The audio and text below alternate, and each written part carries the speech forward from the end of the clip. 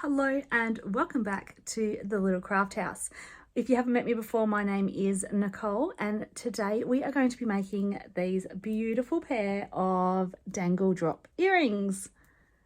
So I have to say this pair is probably one of my most favourite pairs that I have ever made. As you can see, I'm keeping these ones for myself, but I'm going to show you guys how to make them if you would like to make a pair for yourself. All the techniques used today are pretty simple, nothing too tricky. In some parts of the video, it may be a little bit long and slow. I've tried to speed it up a little and tried to add a bit of music and things like that. Bear with it, otherwise skip on through it. Because yeah, I show the full process on how to make them. And yeah, hope you guys enjoy. So let's get started. So we're going to use these beautiful colours that we mixed up in our colour recipe mixing tutorial last week. These ones are all really pretty, but we just need one more colour. So we're going to do another quick colour mix, and it's going to be equal parts of, the red and also of magenta. So this one is Indian red and this one is also raspberry. So equal parts of Indian red and raspberry, and that's going to give us our final colour that we need today. So as I just mentioned before, these other colours are all in last week's colour mix tutorial, and they are all from the Fimo brand. They're all really simple to mix up, so if you do want to recreate the same colours, just pop on back to that tutorial and find out how to mix the colours. I'll pop a link in the description box too. And there we go. So that's beautiful last colour that we're using today. So my most favourite tool that if you've got one, it's going to come in really handy today is an extruder. So I'm going to choose the small disc, or the small hold disc, I suppose that's what you call it. It's not the smallest, it's not the largest, it's kind of in the middle there. And we're going to put that in the extruder, we're going to load up our clay, and we're going to make a whole bunch of clay spaghetti.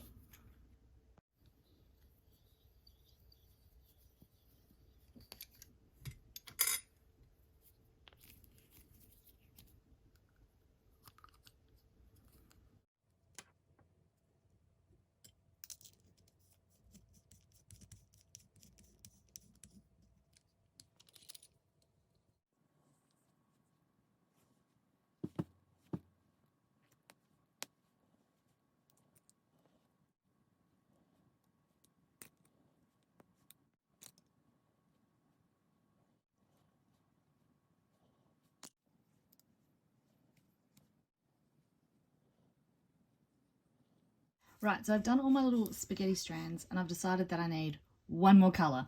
So this will be the last colour that I'm adding into this mix, and it's going to be a packet one. It is the Sculpey Souffle Fiji. It was just sitting at the side of my bench and I went, you know what, I think that needs to be an additional colour, and I'm also going to use this as our base as well. So I'm just going to chop a bit off, do another spaghetti lot and do a piece for a base as well. Right, so I'm much happier with this colour selection now. I think it really did need that little extra colour. And I've rolled out some clay. Oh, it's a bit dirty already. I've rolled out some on a super thin setting, so that this is going to be my base that we're going to work on. So this isn't overly large. We might just start with a small one. That way we get done a little bit quicker as well. So I'm just going to move all of these to the side and pop this down. Now, I'm not going to worry too much about neatening it off at the moment. We can work that out later. Yep, and we're going to start by getting each of our strands, and we're going to just start doing like a stripe, like we would do if we were doing a stripe. So just going to run each strand down on top of, not really on top of each other, like this, one after the other.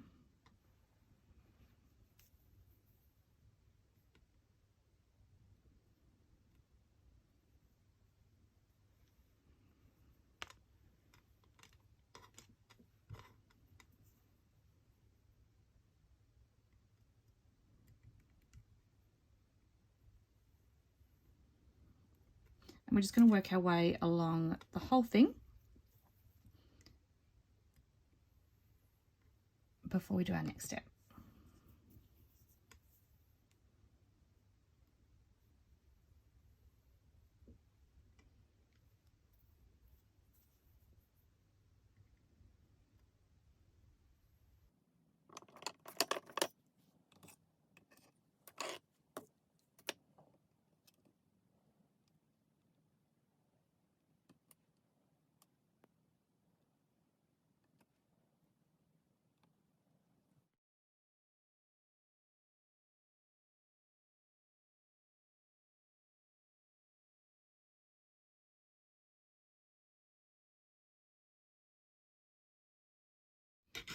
Okay, so I'm going to stop it at this point.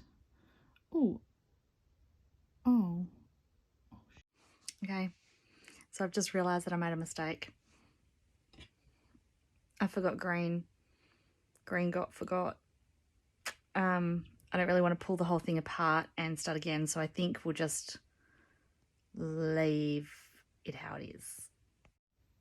So I've got green there, and then I forgot it. Yeah, I don't really want to pull that half apart to take the green out, and I don't want to pull that part apart to put the green in. So we're just going to leave it as is, and we're just going to work with it from there. You know what? I've changed my mind. We are going to pull it apart and we are going to fix it. I can't leave it like that. Okay, I'm wondering if I can pull these strands up together.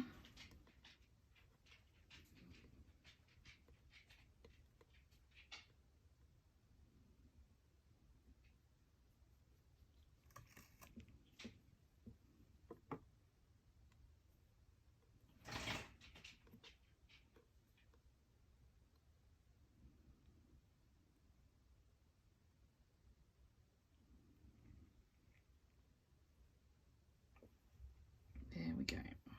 Okay, we can fix it.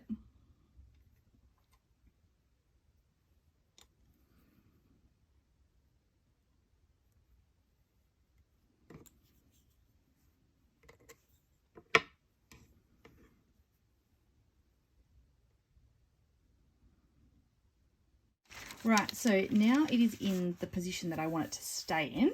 I'm going to get a piece of baking paper, and this is just going to create a bit of a non-stick barrier between the clay and my roller. Sometimes I find when it's something like this, occasionally when I go to roll, one piece will get caught on the roller and then it moves and distorts everything. So by popping down this piece of paper, it's just going to create a slight barrier. And I'm just going to give a really gentle roll over the top just to squish it all down and hold it in position. I also use my hand a little bit to rub it just to make sure.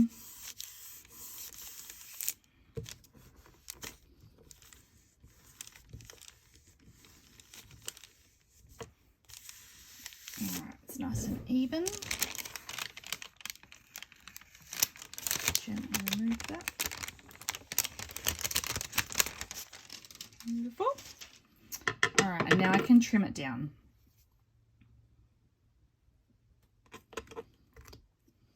Obviously these are really pretty scraps, so they're just going to go to the side, and I will find a use for them later because they are very pretty.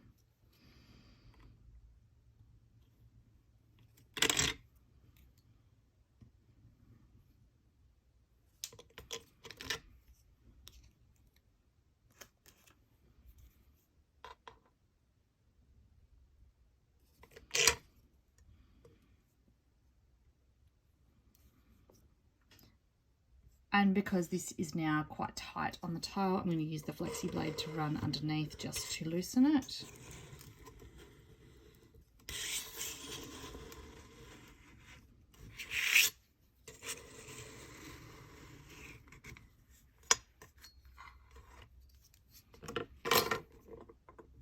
Yeah, I've just got to remember that that corner there, it's a bit dirty. Got to remember that corner doesn't have the base under it, but that's okay. I might just put that to the top.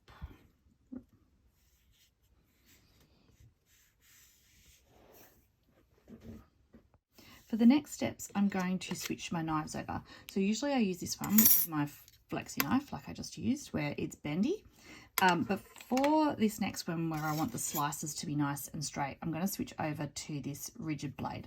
So this one is stiff, it's not flexible, and it's just going to give a nice, straighter, even cut. As I find sometimes if I'm using this one, I will bend, not purposely, but it does bend, and then my lines aren't as even as what they could be. So we're going to use the rigid one now instead, and we're just going to do even slices up, and I'm going to just tile them to the side. I'll just get my rhythm going and you'll see what I mean.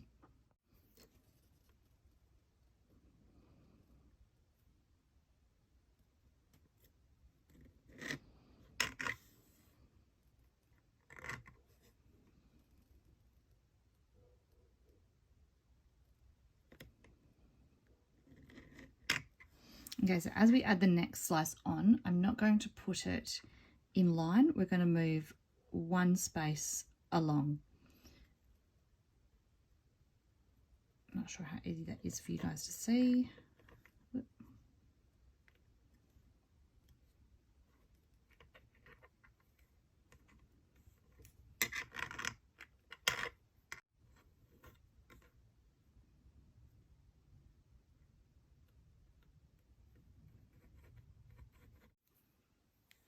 Okay, so we're going to continue doing this with the pattern. Now, every time we cut a piece, I like to focus on one particular colour in that line. So the red stands out to me, so I'll be concentrating on that reddy pink colour. And so every time it goes down, it moves up a step. So it's always in front of the yellow. So when I go and put this down, if I lined it up straight, and then I move it one more so that the red lines up in front of the yellow.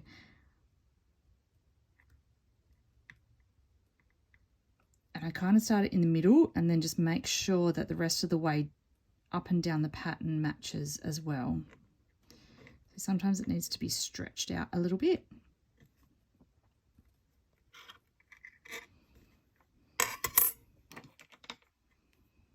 If it's not quite lining up right.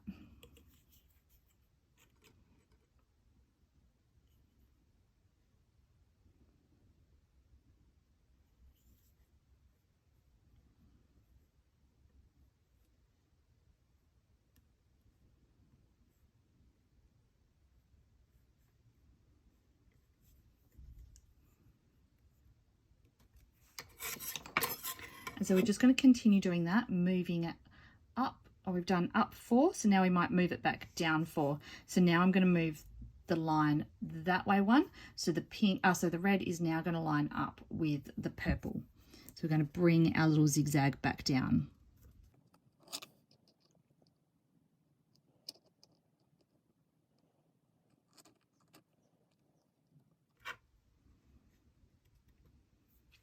See, so now it's making its way back down.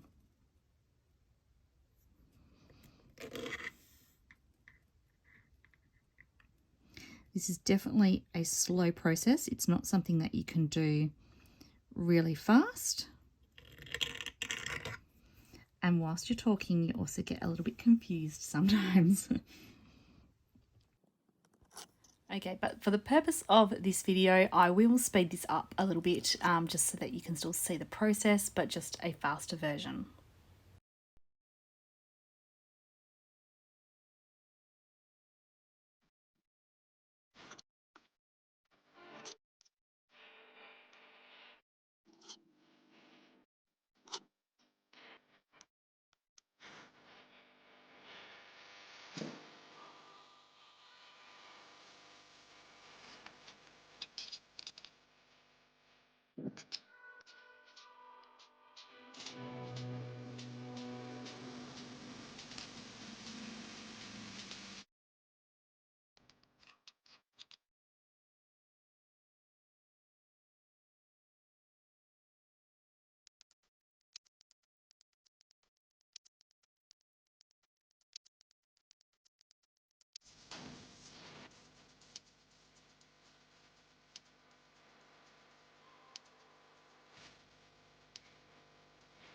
Okay, so now that that part is done, we need to make sure that it's all nicely bound together again so that as we lift it up, it's not just going to all fall apart. So going to bring back in that baking paper, and I'm probably just going to do it by hand, just up and down nice and smooth. Applying a bit of pressure, but not too much pressure. You can use your roller if you want to, more as a rubbing rather than rolling, because we don't want to stretch out the pattern.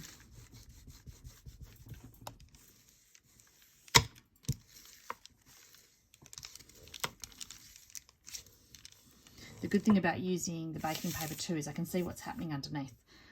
So if it is stretching out too much, then it's not going to be a surprise as I lift it up, because I can see what's happening.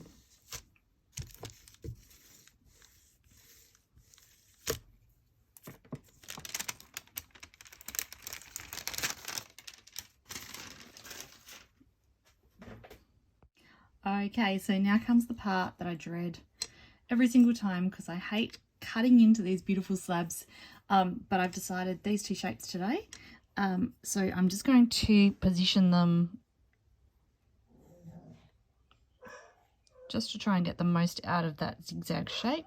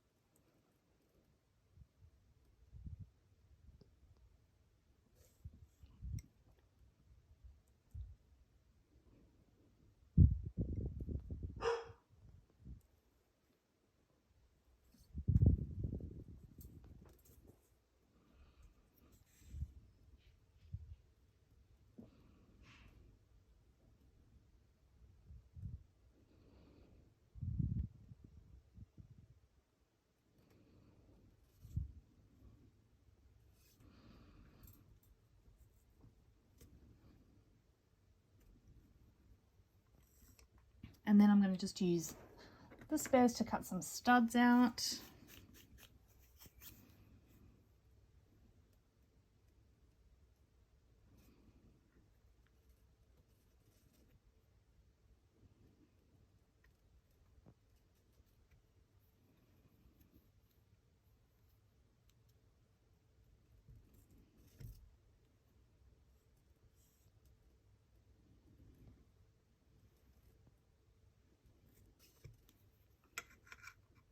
And then I'll probably just pop the rest of it to the side and work out what I'm going to do with that afterwards.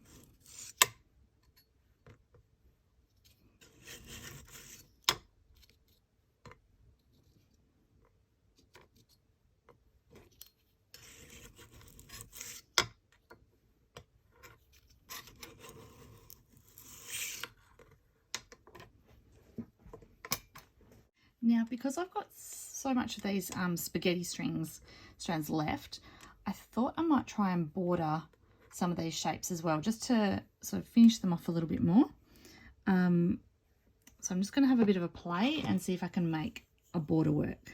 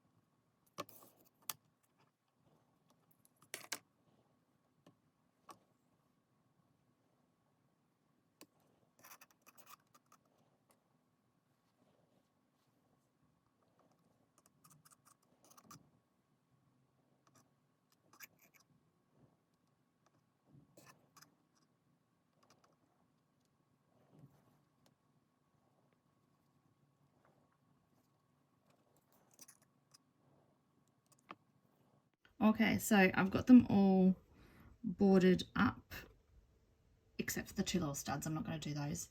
Got these like this. I'm going to pop them into the oven now.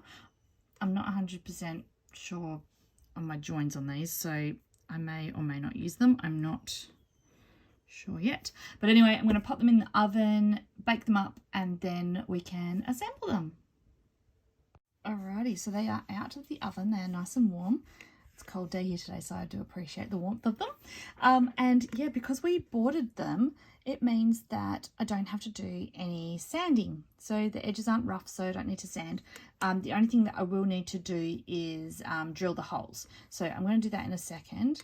And I think I'm not happy with these ones. I don't really like the way I boarded them. I don't think it looks even enough. But I'm going to find the best two, and they will be the tops for these two arches.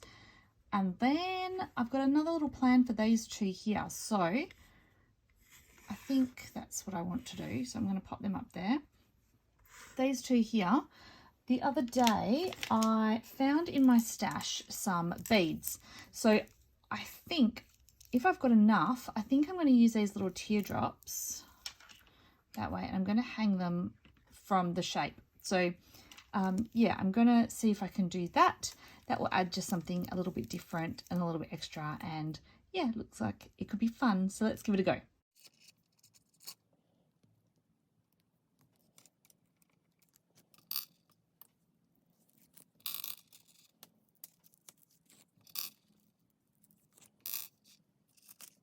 Now in my stash, I've also got some of these little ball pins, head pins, whatever they're called. So that's what I think I'm going to use with these to hold them on.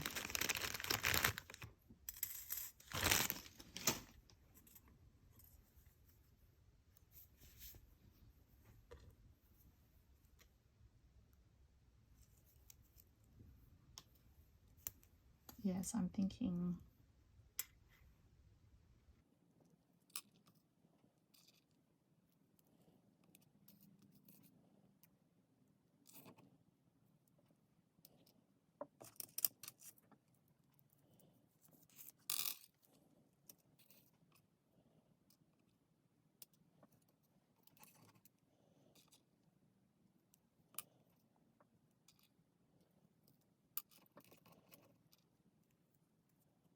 Okay, so it's actually been years since I've done beaded jewelry, so just got to get back into the swing of it again and how to do it. So I'm just wrapping the wire around to make a loop, which I can then attach with the jump ring.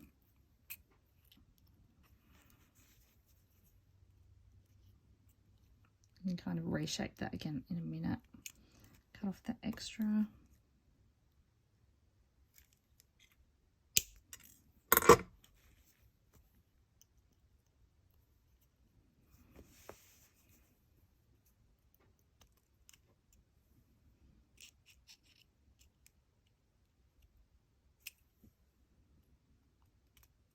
I'm just going to try and flatten down that little bit of wire that's sticking out, but I'm just going to do that off camera because it's too fiddly to do it and record it. Okay, so I've done all my little beads. I've put the little bits of wire on the top so that they can now hang, and I've also drilled the holes in my pieces. Now usually I don't have the border, so my normal preference for jump rings is 8mm, and that's usually enough space to be able to join, connect, hang things without it being too much of a gap. I'm going to try for the 8mm with these ones, but I'm not sure. Oh, it looks like it might work because that's such a thin bit of wire. So I'll close this up and we'll see how it sits.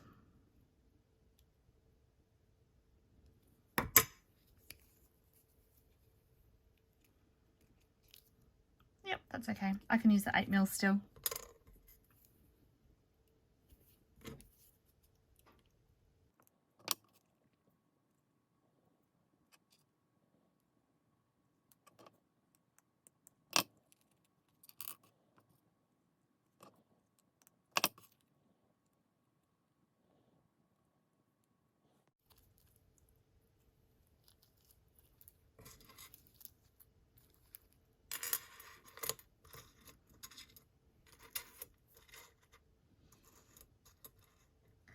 And I decided that I'm not going to use these tops. I'm going to find something else for the top. I'm not sure yet.